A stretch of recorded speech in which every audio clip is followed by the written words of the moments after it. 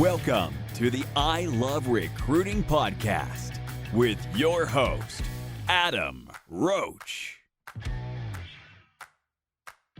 Welcome back, everybody, to the I Love Recruiting podcast. I am your host, Adam Roach, and today I have someone that is near and dear to my heart, a good friend of mine, a huge entrepreneur, someone that literally eats, sleeps, and breathes the I Love Recruiting equation, which is leadership equals influence equals recruiting. Sallie Holder, welcome to the show. Thank you, Adam. I am so excited to be here. I've been waiting for you to ask me to be on the podcast. I'm finally here, and I'm really excited to be able to share. So I want to share a quick story real quick.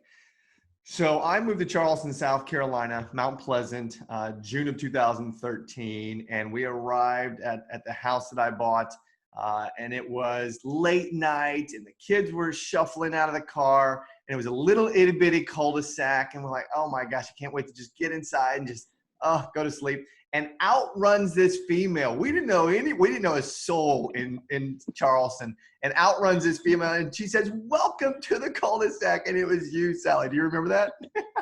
Of course. How can I forget? We're taping this podcast in the same car that I was in, and I was so excited to see someone that had other kids my kids' ages. And if you have children, you know what that means. Oh, what a fun freedom. What a fun time that was. Time in our lives for sure. So now let's dive right into you. So tell us who you are. Tell us what your superpowers are. I could talk and smile about you all day long. I want you to tell people who you are. Sure. So I am a business coach. I serve female entrepreneurs, and my superpower is helping female entrepreneurs make more money. I really focus on their revenue growth and the growth of their businesses. And I run a coaching community called the BRIM, which stands for the Beyond Rock Middle Movement. And it really centers around, giving women the two things that I find that they need more than anything, which is a catalyst for growth. So I serve as that catalyst to push you outside your comfort zone. But then they also need camaraderie, right? A group of women to do that with. And we found that women who do it collectively together grow their businesses 2.5 times faster. So that's what I've created, and I really love it. I'm extremely passionate about bringing, dynamic female entrepreneurs from all over the country together to create growth together. That's incredible. Yeah, I love where you have grown to as a leader, as an influencer, because when I met you, you were in the law world, right? Absolutely. I practiced labor and employment litigation for 10 years with the second largest labor and employment law firm in the country. I spent a ton of time, analyzing organizations, working with huge corporations, but I always had in the back of my mind this idea that it just never helped me sleep better at night knowing that I was saving these massive corporations money, or that I was helping them create growth, because my passion really lied with the small business owner, with the entrepreneur. That's who everyone in my family, owned a small business. And so I kind of always had the idea that I would return back to the entrepreneurial world. And so I went from practicing law to running a couple of companies, serving as their chief operating officer, and got a lot more experience about, running mid-sized companies and creating growth for them. And then I had an opportunity to move into, coaching and leading a sales team. And of course, adding that experience with running a successful company, and then learning all of, the dynamics about coaching an entrepreneur, really was exciting. And I spent a good 5 years there, coaching about 300 plus women all over the world, helping them establish a sales team in Ireland and working with women over there. And it was amazing, but again, it wasn't mine.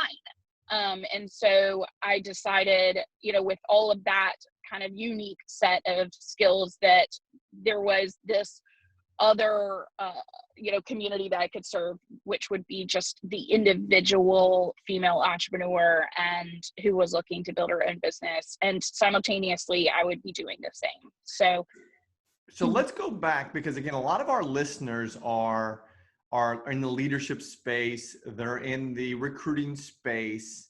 And I want to go back from that moment of thought in the world of law to knowing in your heart of heart, you're an entrepreneur, knowing that you wanted to do something for yourself. You wanted to empower other people. And I wrote down, you empowered over 300 women across actually globally. What was that transition like? If you were to speak to someone that is listening right now to say, I went from a job, my teaching from college, to then being an entrepreneur of leading people, what was that transition like? If I had to describe it in one word, I would say bumpy. I think that too often, people who are looking to make a transition expect the road that they're getting ready to travel just because they've made the decision to make the move, that the road ahead will look like all, sunshine and rainbows, or that it will be an upward climb, right? Despite, they believe that the hardest decision they're going to make is to make the transition. And while that is a really difficult one, the road ahead looks like taking two steps forward and then one back, right? 4 steps forward and then one back. And so you're always moving in the direction of growth and towards that new ideal, but it does come with challenges. And so I'm always telling people who are making career transitions to expect the unexpected, to expect that those, that the road ahead will be followed with pain, and not, physical pain, but emotional pain. And that pain is a good indicator, that it's a good indicator that you're creating growth. And, we kind of were never taught that growing up, that some pain is good. Right. And that the pain that you'll experience along that transition, that is oftentimes tears, that is oftentimes, just you need to stop at 2 p.m. because you're just emotionally done for the day, and that's okay. And so I say to people, have grace along that bumpy journey, and, have grace for yourself. And when you no longer have the inspired action for the day, hang it up for the day. I know that you probably have a lot of high achievers who are listeners as well, and that's a really hard thing to do, but we don't gain more by burning ourselves out. So the best thing we can do at that point is stop, and then tomorrow will be a new day. That's really, really good. I love that you said hang it up for the day. I would say that you and I have hung it up a few times on the front porch, hanging it up for the day, haven't we? Where we just had to shut it down. Yes. There were many times where either I was serving as that resource for you, and you were serving as that resource for me, for sure. Yeah, we were. It was incredible. So I love that you said it's going to be a bumpy road. That's so super authentic and so super real. And a lot of our listeners can relate to that. So thank you for sharing that. Now, let's go to it being your own, as you said. So now we transition from helping 300 salespeople all across the globe to having this vision of I'm going to lead with my head and my heart, and I'm going to create something that can empower more people, and it's going to be mine. What did that vision, where did that vision, where was it created? Walk us through that. Much like Stephen Covey always said, you begin with the end in mind. And so I'm always looking at what are the 2 sets of goals that I want to have, both income goals and lifestyle goals. And both of those need to be built into whatever entrepreneurial journey you're creating. So when you start with the end in mind, knowing what both your lifestyle goals and your income goals are, you would be shocked at how many people are starting businesses without knowing what those 2 things are. And as I tell people all the time, you have to know what they are, because there is a giant difference in the actions that you're going to take if one of those, it's like getting in your car and starting to drive, like, are you going to California or are you going to Canada? The directions you are going to take to get to those destinations are going to be dramatically different. And so you've got to know where you're headed to know which direction is going to be right for you. And the best thing that you can do is set out what those long-term, both income and lifestyle goals are. And what I mean by obviously income is, what is the, if you wave a magic wand, best case scenario that you would want to create? Are you trying to create a $1 million business or a $30 million business? Are you trying to have a lifestyle that provides you with tremendous flexibility and a lot of employees? Or are you trying to create something that is, an individual brand with no employees? The wildly different actions are going to take you to those ultimate destinations. So, beginning with those two things, laying those out in, concrete detail, and then working your way backwards all the way to asking yourself, okay, what are the daily, weekly, and monthly actions that are going to lead me to those two bigger goals is so critical. Gotcha. And that's what you did then as you went out there to create Hitting Rock Middle before you created Brim, right? Absolutely. I thought about, okay, my end destination really is going to be serving a big community of female entrepreneurs, about the same amount that I was kind of serving before with a previous company. 250 to 300 was sort of my ideal. And then if that were the size of my community, then I would kind of bring the goals back and say, well, okay, what are the things that are going to create, as you talk about so much, that sphere of influence for me to be able to reach a larger audience to get them into that container. And one of the things that I realized I would need were tools that would reach a broader audience. And one of those tools was writing a book. I wrote a book that came out in January 2020 called Hitting Rock Middle. And it is the roadmap from empty success to true fulfillment. So it really kind of put my message out there and my influence out there in a bigger way. It helped me ultimately recruit, right? Because all of those roads, end up leading to that destination. And so, I couldn't recruit without having something that was giving me additional influence. And another tool that I created was a podcast. And so I have the Hitting Rock Middle podcast as well. And so, I realized, again, I had been leading for a long time, but I didn't have a lot of spheres of influence to be able to spread my message of leadership and my unique message. And so I needed to create those. And so those were the middle steps that I took. And then it did lead to the ability to recruit in a much easier, more authentic way. I want to go back to that real quick. Empty success to true fulfillment.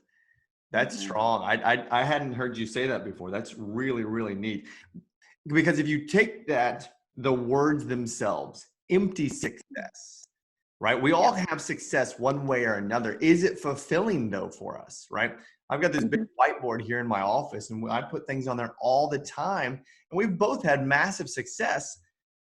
Has it been truly fulfilling? Oh, that is so powerful. I think Sallie gave me goosebumps right there. That was good. Oh, thank you. Good. Super strong.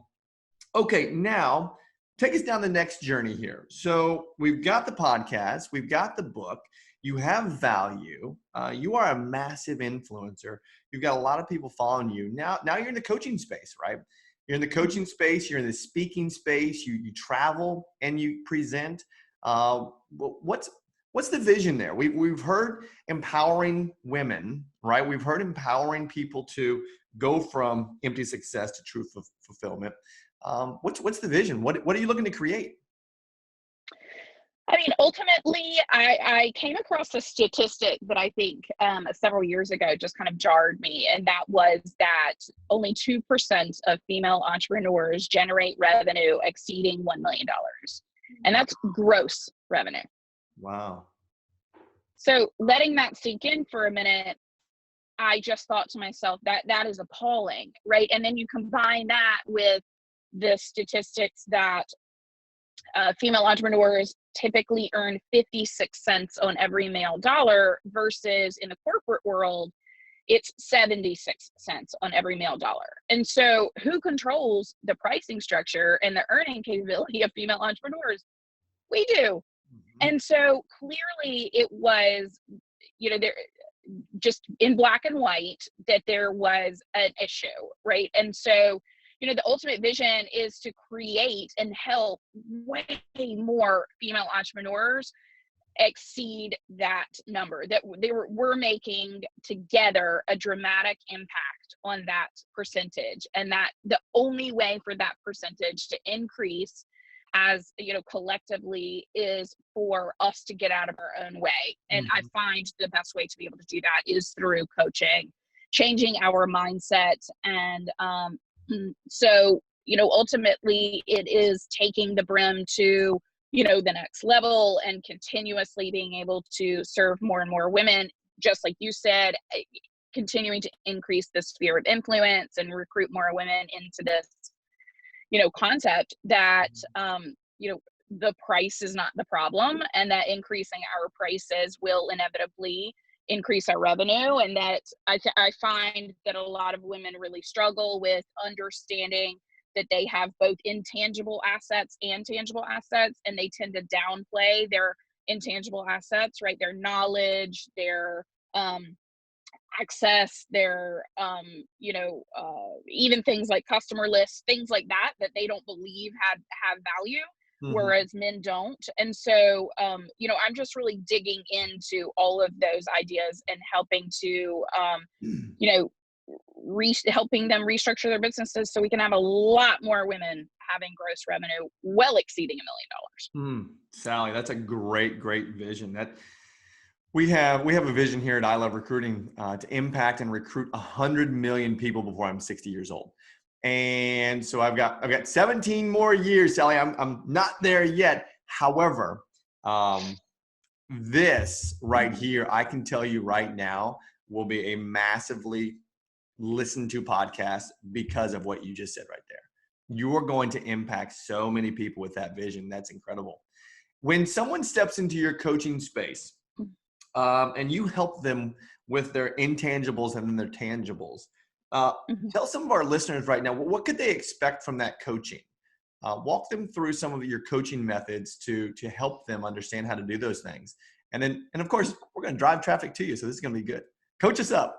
Well, great. So a couple of different answers to that question. One is that the structure of the brim is really divided into three different tracks, based on the size of your business and exactly the state that your business is in. So the first is the founders. Those are the people who are making a transition and who are founding something, or at the beginning stages. The mindset, the coaching that you need to receive on the structure of your business and creating all of those you know different steps, Mm-hmm.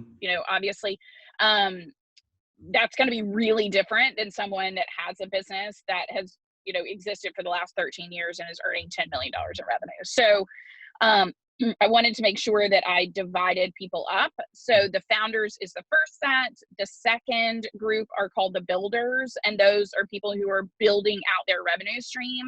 So I would also say that there are people who are building out their sphere of influence, as you have said so well. They're looking at different ways to generate revenue. I'm a big proponent, obviously, of having multiple streams of revenue and not just relying on one. If anything, the coronavirus has taught so many entrepreneurs you Mm-hmm. cannot For rely sure. on one stream. And that's where a lot of this concept of diving into tangible versus intangible is, that so many of them were sitting around waiting for their tangible assets, their goods, to turn into revenue. And now that they are missing that physical, interaction, they didn't have another way to turn, Mm-hmm. those tangible assets into revenue. And so then the third are the accelerators, those that have $1 million plus in revenue, and are looking to, again, double and triple and create real growth for those. So we're accelerating that growth. So those are the three tracks. I do weekly coaching via Zoom with each of them individually for an hour every Tuesday. We're going through different concepts. The unique thing to me about it is that you get influence over the information that I am providing. So instead of it being a program that I am dropping you into where you don't get any feedback, where you don't get to ask questions, you get to provide that. You get access to my phone and my email to be able to reach out to me, to ask questions about the implementation of anything that I'm teaching and sharing. It's why I wanted to keep the community small. And then you also have accountability partners that I'm probably now switching over because that it's just not a favorable term to something like you get a cheerleader, which is someone to, be more closely connected to within the community. And then we also have Facebook groups that we, have you in so that you're sharing questions and things like that. And most importantly, that's where a lot of other entrepreneurs who are in your same state of business are sharing other assets, right? The vetted people that they are utilizing for things like, web development, the vetted people that they are using for payroll services, all kinds of things like that save you a tremendous amount of time and money. And then, they're doing business with one another already. It is awesome to see that. That's so good. And I love them supporting one another. And there were just natural business connections that needed to come up, but they didn't know each other because one lives in Texas and one lives in South Carolina. So that is what it, yeah. 3 groups. So we've got the founders, the builders, and then the accelerators. And I love the terminology. Instead of accountability, we're going to call it cheerleaders, right? We're going to call it the partners, whatever it may be. Now, you also mentioned a little bit earlier, and then you were bringing it to circle there again, was this group, this Facebook group, right? I have found in my coaching world, for example, today at 11 o'clock, we have a group coaching session where all the people that I coach one-on-one, they come in, we call it the tribe, and they come into a group tribe circle, right? And what we do on that is we have massive accountability because there's 2 things that we know that people love. They love to look good and they love to be right. And peer accountability, in my opinion, is one of the highest forms of accountability. So they get in there. And I'm sure you've created the exact same thing, that when they get into their tribal circle, if you will, on Zoom now, they get options. They get options to share where they fell flat on their face for the week. Right. And so they get to be vulnerable. And then we have a saying that I borrowed from another group that I belong to. You don't have to apologize for being a badass. So share where you massively succeeded this week. And then we go into it teaching. So that is incredible what you guys do with your Facebook group. That's awesome. Yeah, and they get the opportunity to do that at the end of the month. I do one Zoom call where we collectively bring everyone on and we do the same thing. We talk about successes and failures because, I'm talking so much about like both of them need to be applauded, right? Because the failures need to be applauded because you took a risk and you did something and you tried something new, and a lot of other people aren't doing that. Right? They're just sitting in their comfort zone and not going anywhere. And at least the failure is the indication that you're moving closer to the success. And so I want them, the more often now, just like you're saying, the more often they talk about those, the more likely they are to take the action again. And so we bring that together at the very last day of every month and do the exact same thing. So that's so fascinating. I love that. We've always been cut from the same cloth, Sallie Holder. I know, We've always been cut from the same cloth. Well, let's wrap this up. Where can people find you? How can they go find your book and your podcast? And if they want to get involved in your coaching, what do they need to do? Go to SallieHolder.com. That's SallieHolder, SallieHolder.com. And then I always tell people, follow me on Instagram. It's just at Sallie Holder. And I probably am on Instagram the most. That's the social media method I've kind of dedicated myself to. But certainly my website has all of the information about the Brim. You can even jump on there and sign up. And then very lastly, if you want some free information, don't forget to follow and subscribe to my podcast, Hitting Rock Middle. I've got more than, I think, 40 episodes on there, and then both interviews and solo episodes. And then it's just a great way to be able to continue to learn. Love it, love it, love it. I love you. I love the value that you just brought here, Sallie. Thank you so much. And I want to tell all of our listeners, I want to help Sallie out here for a second. If you go to either to my Instagram personally, Adam R. Roach, or if you go to the I Love Recruiting Instagram, so it's I.love.recruiting, and you DM me and you just say Sallie Holder hitting rock metal, I'm going to buy the first 5 people that do that your book and have them. Yes. Thank you, Adam. That's fantastic. So everybody, go follow Sallie, go to her Instagram, go find out all about her book and her podcast and her coaching services. I can personally guarantee you will grow by being involved with this woman right here. Sallie Holder, thank you very much for being on the show. Thank you, Adam. Glad to be here. So again, my name is Adam Roach, and I am your host, and you just heard from Sallie Holder on the I Love Recruiting podcast. Everybody, have a great day. See you. Bye.